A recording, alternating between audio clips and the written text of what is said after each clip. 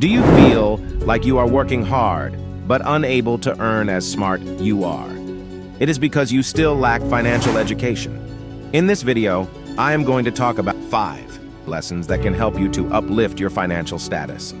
The book, The Psychology of Money, says that money is guided by people's behaviors, and to understand it, we have to learn how our brains work.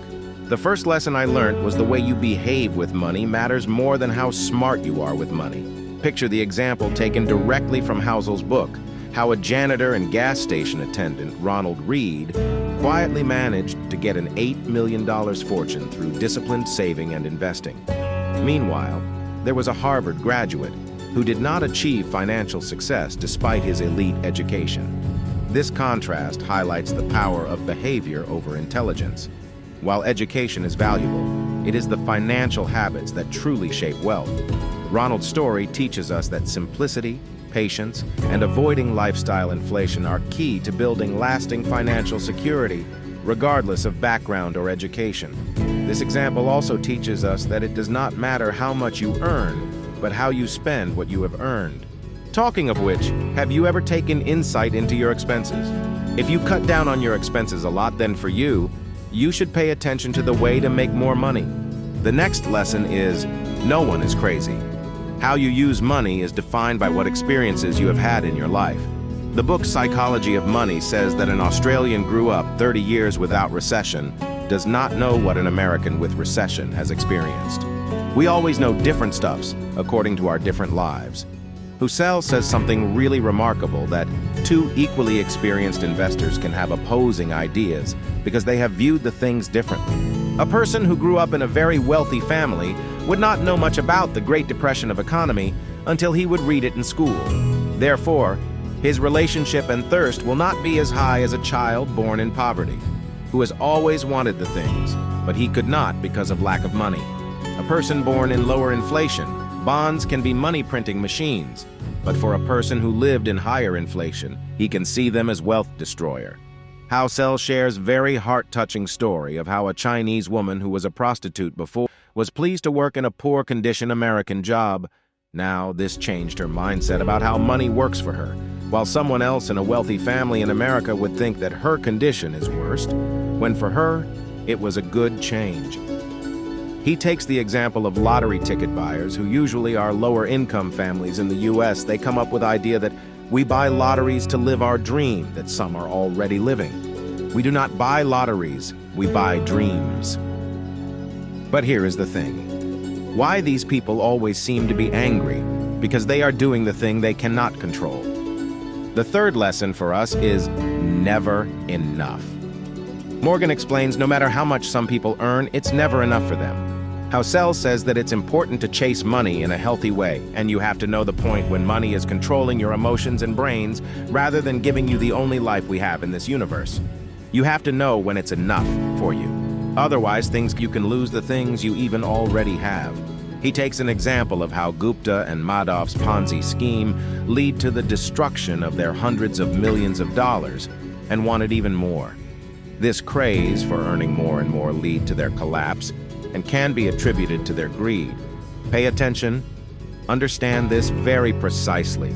Invest or risk the money you are willing to lose, and imagine what worse can happen if you do that, and can you survive that imagined condition. Money is not bad. The next chapter is money is not bad. It is the person who can make it look like bad. It is the tool that uplifts your life's quality or can destroy it. Take this example from the book Psychology of Money. In one day, Jesse Liverword, a trader, made the equivalent of more than $3 billion in his trading day. But think about it in trading. If someone is gaining a sum of money, the other person is losing it, right? So Jesse Liverword could have been the person who lost that big amount. This shows how excessive risk-taking can absolutely damage people or make them ultra-rich. A good way of looking at it is like taking risk with the money you are okay to lose.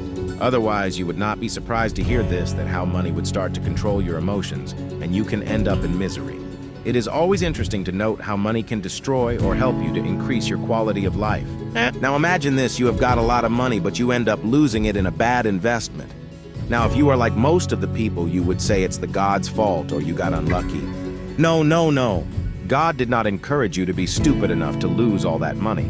But what you did wrong was not to invest in financial knowledge, and for that, here comes our next chapter from A Psychology of Money: getting wealthy versus staying wealthy. For most of us, becoming rich like a millionaire is the first thing to do in our path to success. People do this easier than staying wealthy, which may seem simple, but not everyone is good at it. Remember, the Ponzi scheme of Gupta and Madoff remind us about how people can be terrible at staying wealthy. They strive for the things that they already have, which ultimately can lead to collapse of their empire. To understand this clearly, picture yourself reaching the very top of a money mountain. You've worked hard, seized opportunities, and now you're sitting on a big pile of cash. But be careful up there, because staying wealthy is trickier than getting there in the first place. Once you've got a lot of money, you might start spending more just because you can.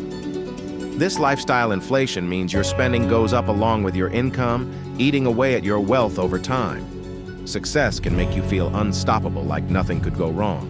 You might start taking big risks, thinking you'll always come out on top, but that overconfidence can lead you to make dumb decisions and end up losing everything. Like getting rich, staying wealthy also requires discipline. It's easy to start overspending and forget about saving and investing wisely. But without discipline, your money can slip away faster than you'd expect. The world is always changing, and if you don't change with it, you could lose your wealth. New technologies, economic shifts, and trends can all affect your money. If you don't adapt, you might find yourself left behind. Say you have a company, an online agency, or something you are passionate about, and it also makes you money. As people are constantly changing, so should you. The book Psychology of Money teaches us a very important lesson: how wealth is what you don't see. We have this habit of seeing someone on the basis of car they drive, clothes they wear. This can say us a lot about that person, like he has money, but this ideology makes us crippled into thinking that cars such as Bugatti is essential if you are a billionaire, which may be true in some of the billionaires, but you need to figure what really makes you happy. Is it the freedom or the car? Because believe it or not, if you are trying to find everything, you have to put more efforts, but if it's only freedom you are seeking, effort required would be minimal, so the choice is yours. The author, Morgan Housel, says that how Rihanna sued her financial advisor because she was at the verge of bankruptcy. To this, his financial advisor said it is, if Rihanna is buying things, then investing in assets that can bring more money in rather than depreciating its value, how can she expect the money? It hits really hard with people. Housel says that when people say they want to be a millionaire, what they actually mean is they want to spend $1 million. He highlights that how being rich is completely different than being wealthy. Richness is the lavish car or a handbag purchased, while wealth is the money not spent.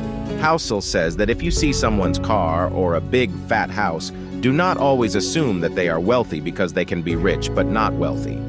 Wealth is accumulation of assets, and not accumulation of things such as porch, which depreciates in its value. Well, you can collect a bunch of assets which act as cash flow, and then it can pay for the materialistic things that you want to buy. For part 2 of this video, make sure to subscribe, like, and comment.